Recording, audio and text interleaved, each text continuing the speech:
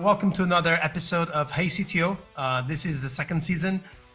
Today, me and Sara, we have João Graça. João Graça is the CTO of Unbabel. Hi, João. Thank you so much for being here with us. Hi, thanks a lot. It's a pleasure to be here.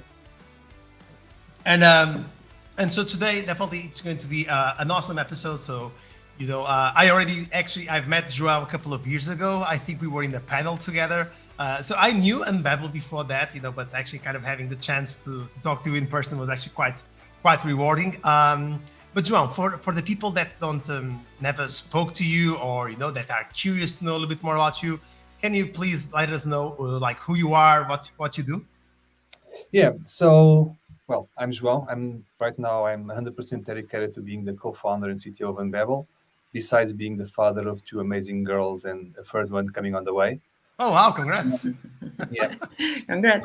But that was not always the way. So I started my career doing the computer science degree, and I went to artificial intelligence, and that was always something that I loved. So when I finished, I went to work and I realized I was too young to go work. I wanted to do research. So I came back to university. I did my master's degree on software engineering, but applied to natural language processing. So the AI part was already starting there.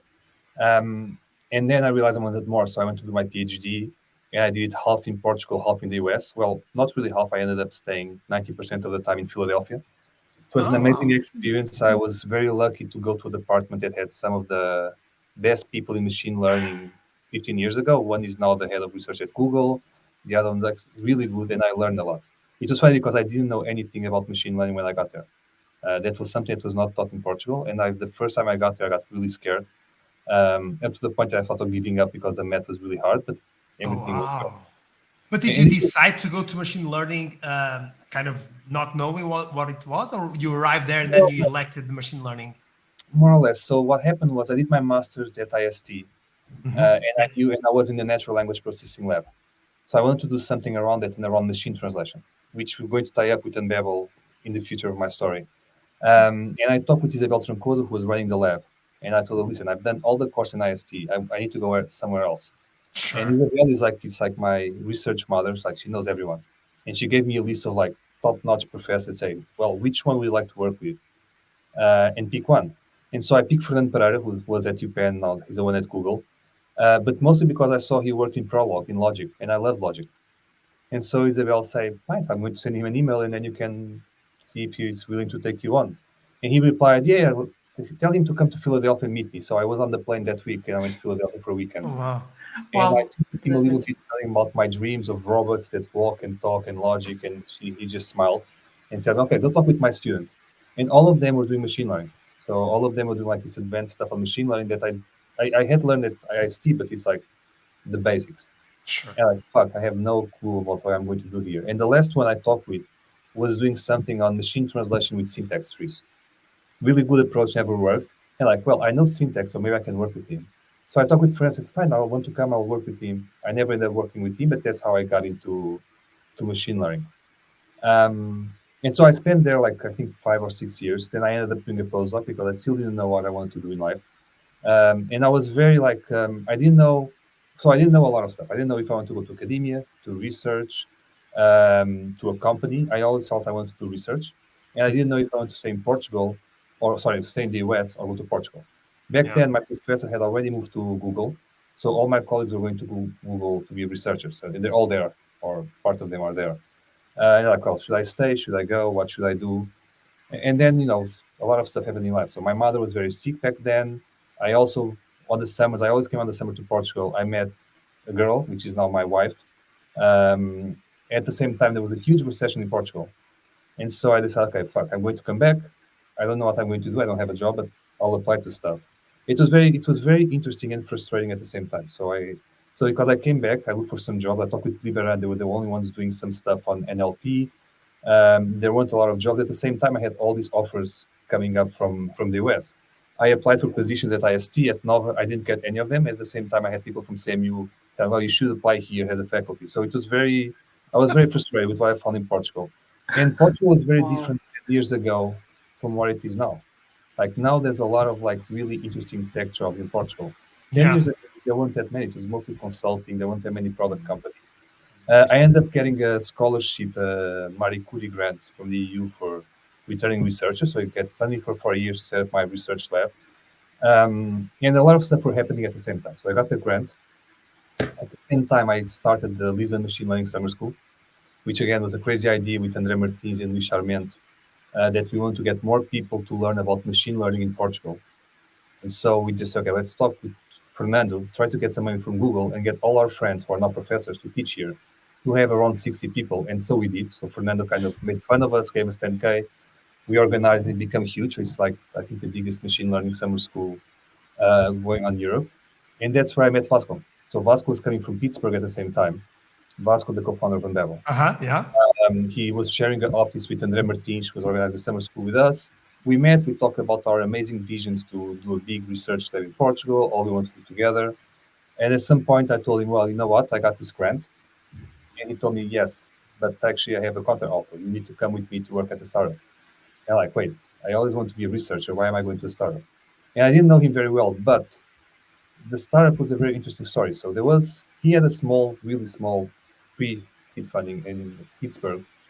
And he was coming to Portugal and he got an offer to be acquired, to merge with another startup, whose one of the founders was a friend of mine, a friend of my other advisor. He's now the head of research at Apple. So all these people that were early in machine learning, they all grew a lot in their interesting places. His name is Carlos Gasfrin. And he said, okay, we'll acquire you. Can you set up an NLP team in Lisbon? And Vasco told him that he knew me. And he's like, well, if you know João, then you go because I know João. And so I did. So I was invited by the director of Inés to congratulate me because it was the first scholarship we got on that area. And I'm like, well, I'm actually not going to take it. I'm going to try to start. My God. And so it started. So it was very funny. It lasted like a year and a half. The startup failed. It was an amazing startup that had like probably the most amazing technical team that I work with, given that number of 6.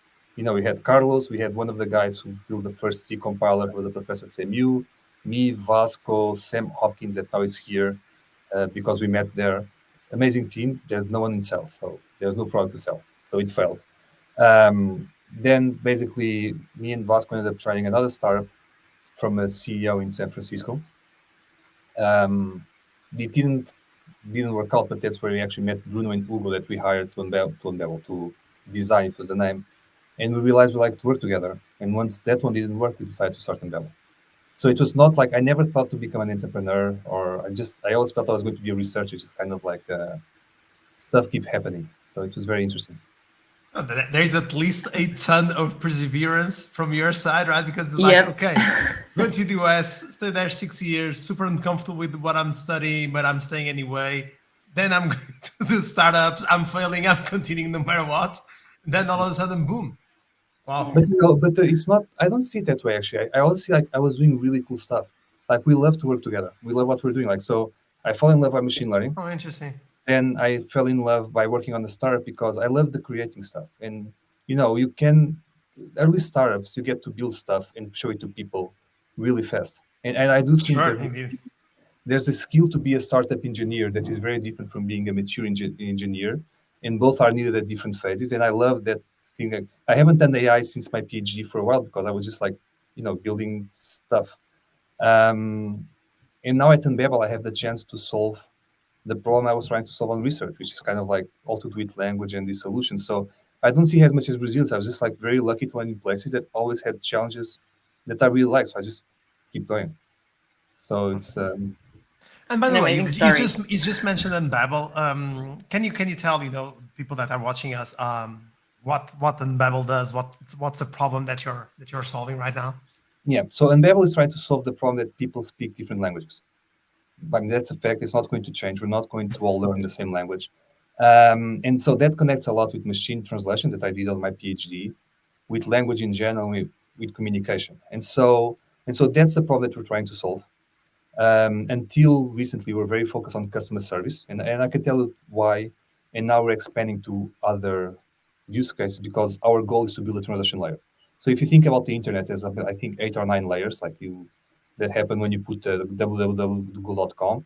Imagine there was a 10th one that now you interact with the web or any device on any language, and you're just communicating. You don't need to know what's the language that's on the other side. And you can have a glimpse on that on some of the integrations that we have. So that's what Unbabel does. How did Unbabel start? So again, that's a funny story. So this last startup ended, and the four of us were like, okay, we don't have money, we don't know what we're going to do, but we know that we love to work together. So that we knew. And so we took a weekend. We went to Algesur, the four of us, because we were already having surf lessons. We never progressed a lot, but we keep having surf lessons and trying to do surfing. And so we went to the house and we took a notebook. And the goal was like, let's all come up with startup ideas that we want to work together. So we knew this was an example that we had a team that wanted to work together. We didn't have a problem. Okay. And so there were a bunch of ideas, some of them really stupid, some of them really interesting. And we landed on this of Unbabel. And the idea was, so machine translation is getting better and better and better, but it's still not good enough for you to use it on a commercial setting. And this was 10 years ago, but even now I think it still holds for some content, for some use cases. So what can we do? We know how to do machine translation. Can we try to just get a human that goes there and says, okay, is this good or not good, can correct? And in the beginning, we're thinking about this as actually an email proxy. So you just send a normal email, and there's a proxy in the middle that would send it to Unbabel, get a translation and reply. That ended up having some complications about which email to use that didn't implemented. And so we decided to start it. So the four of us started working fiercely on that for a couple of months. Until one of us got our money. And you're like, well, I need to pay rent next month. I don't have money. So let's try to get some money. And we start to try to raising money in Lisbon, which back then was not as easy as it is now. But eventually we succeeded to get some money. And at the same time, Sofia joined us like really early. She's a founder as well, Sofia Pisania. She was from Beta I. Vasco knew her very well. I knew her more or less. And we felt that, we're four geeks, basically. Me, Vasco from NLP, Hugo was a really junior. He was like 18 or 17 back then. Front-end designer, now an amazing back-end and tech lead, but he was very young. And Bruno was a real designer. But we're both all geeks. So we meet someone who knew about people management, sales, and Sophia sounded to be the right person. So she joined the gang. And during this period that was just like building stuff and coding and like all working nonstop, she's like, well, why don't we apply for SeedCamp? And by the way, why don't we apply for YC? And we did. And I never thought we were going to get into YC. And we did. We got into SeedCamp and YC. And I feel like after YC, there was a completely different story. Just to give you an idea, like this is a very interesting story because this is very stupid. I'm very ashamed of doing that. But, so when we got into YC, we had to go to the interview. And remember, back then we had no money. So we were basically, okay, how can we pay the rent? How do we get money? Go to the YC interview. It's like, okay, 10% get picked to the interview. And then I think it's 7% from that go to the interview, get accepted. And you had to pay flights, houses. But more than that, I just had like my first daughter. She was 2 months old. So I was crazy. Like, I don't want to go to San Francisco and leave my wife with my young daughter.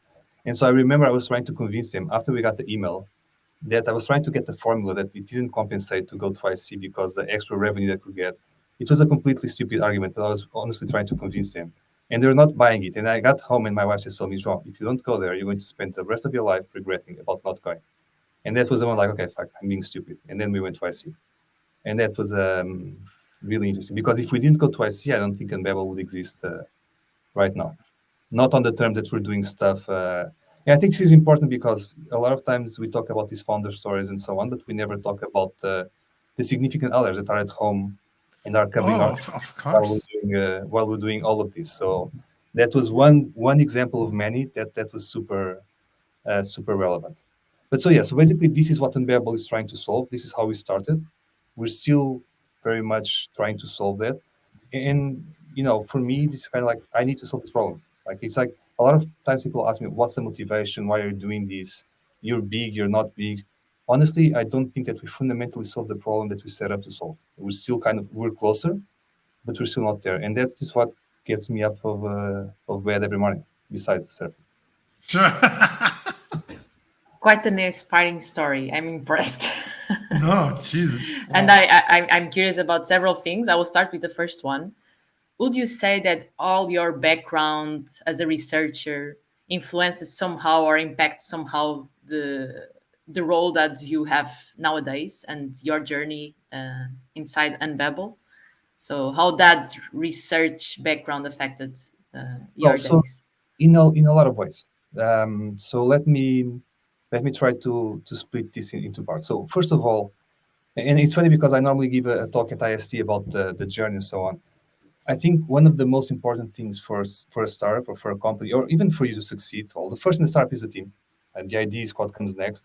But even for you personally, like your social network is super important. Who do you know? Do you get good relationships with people? Can you ask for favors? Can you do favors? And this all stems from you being a good person in general, because otherwise people don't give a fuck about you. I can tell you that Unbabel would not be successful without a lot of the network that I had, that Vasco had, and a lot of that came from research. So, for instance, like this Fernando person, he was the one that when we started Unbabel during YC before demo day, sent an email to the investment fund of Google, Google Venture, that said, guys, you should look at this startup. He's from a student of mine. They're doing some really cool stuff. This email got us a meeting and before with Kevin Rose. And before demo day, we already had a check from Google. So we could go to demo day and say, by the way, Google already invested. You better come in, otherwise you're out. So that is super powerful.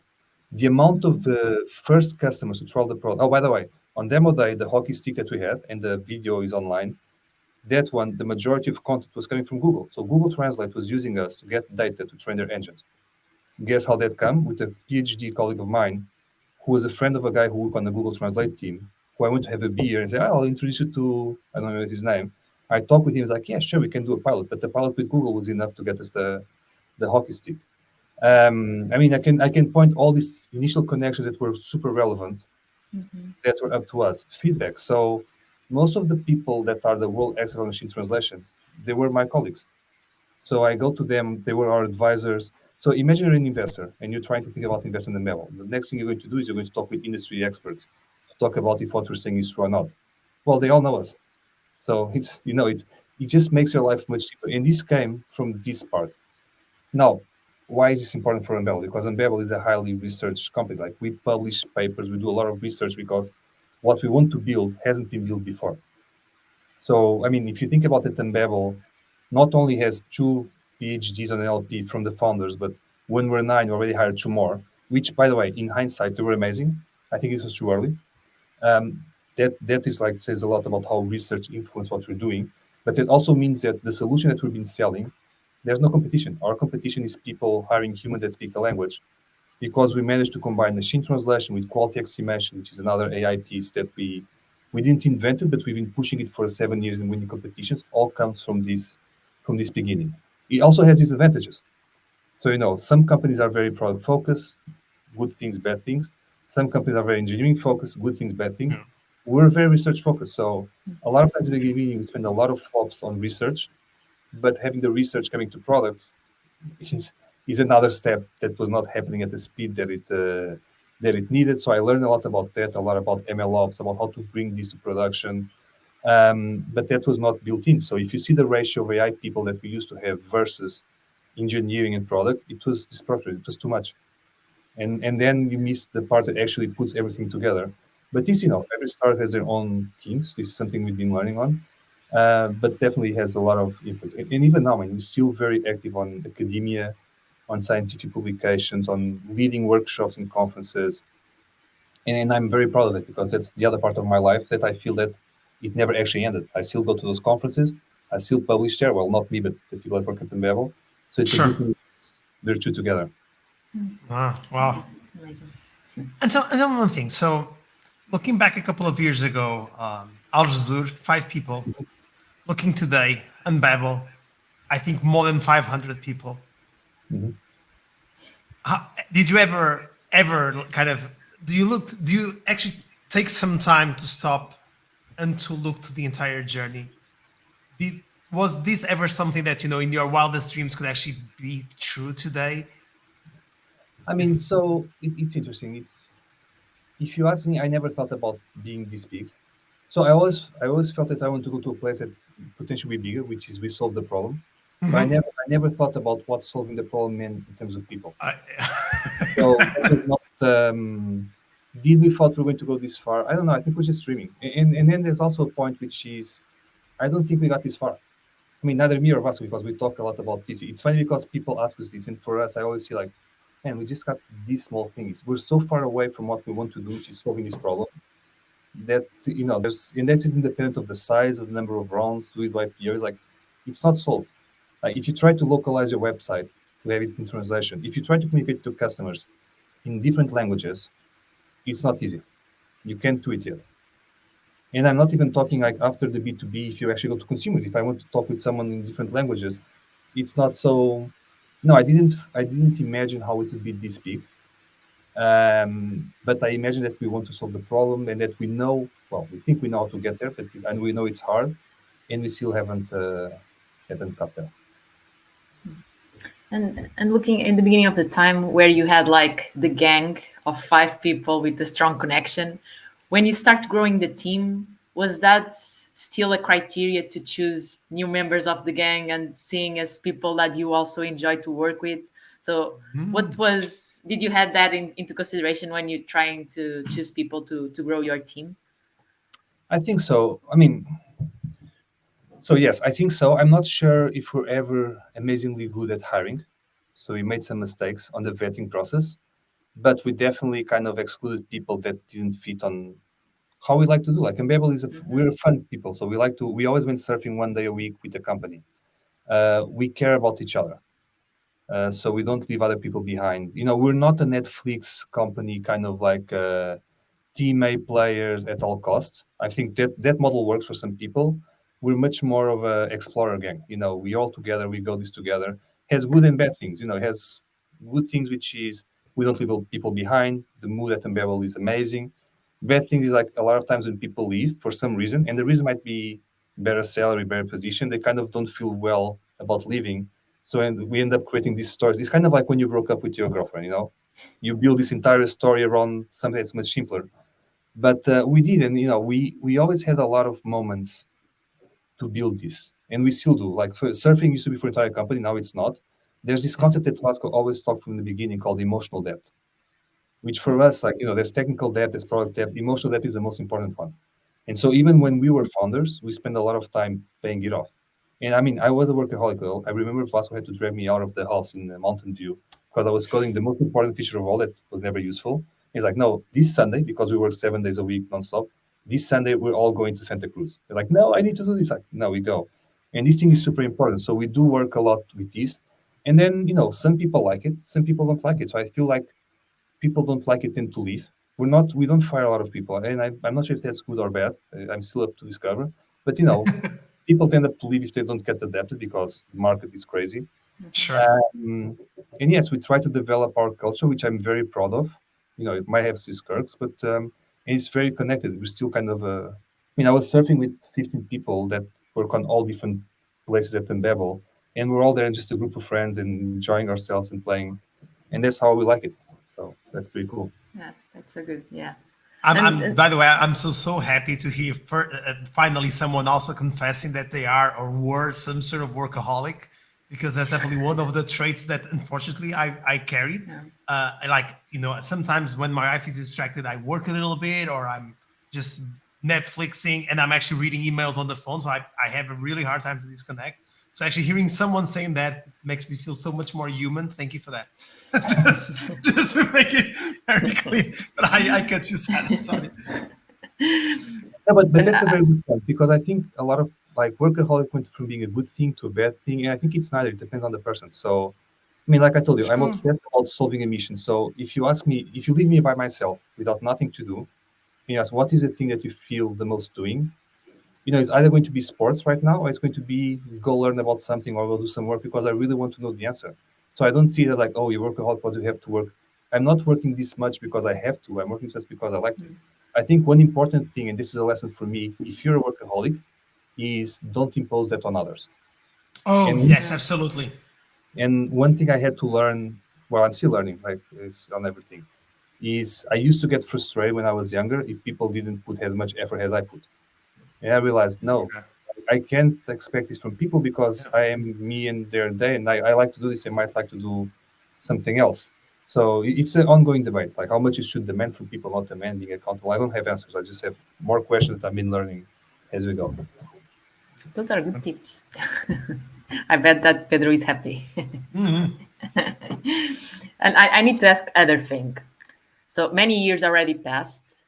Could you specify any like remarkable moments and inside Unbabel that you felt the change or that switched some mindset inside the teams? Because, well, the growth it can be seen by everyone, and Mm. probably there were some moments where you felt, oh, okay, so this happened, what I learned, what we can do differently. But are we talking about kind of goosebumps sort of moments, sort of thing? Kind of, the butterflies. Okay. Yeah, that those uncertainty moments and some things that you felt that you growed and you felt the change. I mean, there's a lot, so it's hard to. I mean, there's so many moments that I don't know how to express themselves. There was like moments that you basically look back and you see, fuck, we've done all of this, and that doesn't happen all that much because, like I told you, like I'm always kind of like, okay, we need to do this. I'm always like super focused on everything that needs to be done. But I remember some episodes that were kind of like amazing. So, for instance, on our first or second Unbabel office, it used to be close to IST. So we were close to IST until 2 years ago. Like it's our home base. We had a lot of connections there.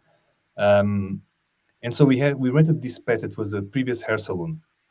And when we went there, we didn't fill the entire space. We just filled the first floor. So the second floor was like a huge open floor with a ping pong table. And we went there and we played ping pong. And at some point, we were like so packed upstairs that we had to put tables all the way down here. And this was probably around Series A. I don't know exactly the time, but we threw a huge party also just with the crew. We were all drinking, having fun. And at some point, I just came down and I sit on one of the chairs and I was looking at the front and see all the new pile of chairs and realizing like how big this thing was becoming because now there's all these people. And I kind of felt like this is amazing. But those moments don't happen very often. Like on the Unbabel retreats that you see everyone together, they happen. So every once in a while, you kind of like really look back and you're like, okay, this is amazing. Most of the time, you're just doing. We are so focused. Oth- Yeah. Other moments, I mean, we had a lot of bad moments that sucked, but they happened. So I remember, so the first Unbabel point zero, which is like the first team after the founders, we had to let everyone go except one person. So we raised money after YC, and we thought, I don't know if it was 1.5 million, 2 million. I don't remember the number, but man, this is amazing. This is infinite money that is never going to happen. So we hired a bunch of people that we still get along very well with, really very well with. And at some point, we're not growing enough. We actually completely changed our business model after this moment. It's when we realized that we need to focus on customer service, not just try to do translation as a whole, otherwise it would be a service company. But the money was running out. And it was funny because it was a moment that we had a lot of interest from a lot of VCs, including Andrews and Horowitz. Like we're all like, everything was crazy. Like people were like flying to go to Vasco, and then something happened. And my assumption that there was a demo day, Ben and I said no, they don't want to get in now, and the rumor spread, and then most of the people left, and so we kind of like have a empty pipeline of investors. The money is running out, and I remember talking with Vasco and saying, listen, well, not me, we were talking about like once we realize that we're going to get out of money, 2 months before we let the people go, so we can give them enough money for them to sustain themselves. And I'm saying this because on the previous startup where the four of us met, the guy calls one day in the middle of the month and say, well, there's no money, I'm not going to pay this month, bye. And we promised to ourselves this was never going to happen on any company that we have. And so one day we got to that day and we had to call them in and say, listen, this is the situation. Like we're always transparent. Back then we even more so, everyone knew the numbers. We're not going to be able to keep all these people. It was like, it was interesting because we get along so well that we basically fired everyone and then we all went to work to stay together to have beers. And we still meet. So you can see the kind of environment of Unbabel 1.0. So that sucked. That was I went home and and this was the day of my birthday. So and My God. it was not a good experience. I mean, we had one recently with COVID that was horrible. I went home and like possibly some of the most horrible days of my life, but it is what it is. Learnings. I mean, so many. I think like my biggest challenge as an individual is to grow as a CTO because you start being a CTO for 4 people. You're not a CTO, which is a developer. And now I have under me like 120 people. And so these different levels. And, I've been trying to grow as fast as I can with mentors, coaches, friends, everything. But there's errors. Like I can tell you a lot of things I did that I would do differently if I went back in time. I'll probably do some other mistakes. Some of them was about documenting, documenting code, spending. I took too long to stop doing code and actually start doing pull requests or writing code. So that happened that a lot of the architecture kind of got messy and lost. What was supposed to be a hack was treated as like, no, this is a thing that meant to do. What was supposed to be the thing to do was, this was a hack, I'll change it. Yeah, I think we paid the price in terms of efficiency on that. People management, I have imposter syndrome. I think we all have at the end. Having people that you hire that just come and say, no, this is the way you do it. No, maybe you did it before, but we do it different ways. So let's talk. A lot of stuff that you don't want to be confrontational and you're not on the right time, you end up creating a silo and a problem. So there was a lot of adventures over these last 6 years. Oh, no. But I mean, you've probably all been through yours as well. So I think it's just part of growing Oh, up. for sure, right? Like you don't learn if you don't fail. That's kind of it. Yeah. Or at least it's like definitely one very interesting vehicle. João, one thing you mentioned Vasco 4, 5, 6 times already. How do you see the importance of your friendship for the success of the company? You're both co-founders. You've been working together for so many years. Do you think that friendship, that partnership also has a strong correlation with the success of your company? Or do you think that that's not so relevant at all? I mean, with the success, well, it definitely has a correlation with us still being alive in both in our company. Both and also only Sophia left for good reasons because she joined the startup of her now husband. So first of all, a lot of credit. The stories that I'm talking, a lot of credit is due to Vasco, so I think he should have the credit, whoever is going to listen. But no, it was important because we went through a lot of hard moments. And the hard moments are not about the ones that we had to let people go or so on, because that's your line and you're doing it together. Hard moments in the sense that we think there's a different direction to go, or, sometimes you have people trying to put us against each other. When shit happens, it's good that we can talk and have an honest conversation, and we have some bounds, and we know, I think deeply, we know that we can trust each other. And that is very important, because no matter what you're hearing or what's happening, you know that at the end of the day, he's coming from a good place with his own personality. I'm coming from a good place with my personality, and we can talk. We can talk with Bruno and Hugo, and that definitely helped a lot. It's the biggest factor for startups to fail is founders to don't work together. So I know there's a statistic that is pretty rare that we still have 4 or 5 founders at Unbabel after 8 years. I don't think that's going to change anytime soon. So yes, definitely very important for the resilience of the team and the company. For the success, again, we're not there yet, but yes, for us to still being on game, very important. And you mentioned one thing that to me is gold, that is assuming positive intent. Because Yeah. I think that from the moment that you really shift your mind to think that, whatever, regardless of the awkwardness of the moment or the weirdness, if you really believe that in your team everyone's with a positive intent, I think that pretty much you have like the basis or the cornerstone of understanding that it's us versus a problem and we can all figure it out together, versus kind of being suspicious and so I don't know exactly what he wants. And I think that it just brings noise, and I think that definitely things don't flow as nicely as knowing that, okay, I know that person, he if he's saying this is because of some reason I want to figure out, I want to help him. I think that really comes a long way to make everything much better. Yeah, definitely. So our listeners now know, whoever wants to fund the company, where to start. Yeah, that definitely helps. I mean, invest on yourselves. And we had coaching together, the two of us, because we both have very strong opinions. So we used to discuss a lot, and sometimes in front of the team, which the team was much smaller. And we did have coaching to improve how we age. I mean, I think we had coaching and we grew up, honestly. And we still have our own discussions, but normally have it on our private places where we can go all in. But I think that's part. So I remember our first coach who said, "Listen, when you can turn this instead of an adversity in a strength, imagine how powerful it can be." And this is actually true, because it's just two different point of views from people that are well grounded. So if you can put them together and grow on top of both, as opposed to try to pick one by force, Sure. it's better. Absolutely. Multipliers instead of being opposing your thoughts. Yeah. Absolutely. Super cool. Well, I would love to continue to talk, but we are reaching the end of our conversation. But before end, we still have like 3 questions, more personal and fun to end in a good way. I think I can go with the first one, Pedro. Yeah. Sure. Yeah, absolutely. Let's go. So, João, what do you believe is your superpower? I think it's empathy. getting well with people, to work well with people. I think I would say surfing, but I'm not there yet. One day. No, I think it's that, and I like to think a lot about the problems and think about. It's mostly kind of like being a team player and working with people. At least that's what I like to think. Nice, Great. nice. And if you were to give yourself an alternative job title, if you would like kind of to do something completely different, it could be, for a couple of hours, it could be a couple of days. Would you have something that you would like to try? I mean, so right now I think that what I do a lot is like the alignment officer. So basically getting people aligned and like, are you saying this, they're saying this, putting this together. This is what I actually do most of my time. I mean, so I miss, to be honest, I miss going back to code and do research or program, like build I stuff. would imagine. It's been ages since I don't even have like the whole Unbabel system running on my computer anymore, which is a very big Oh, wow, that's big.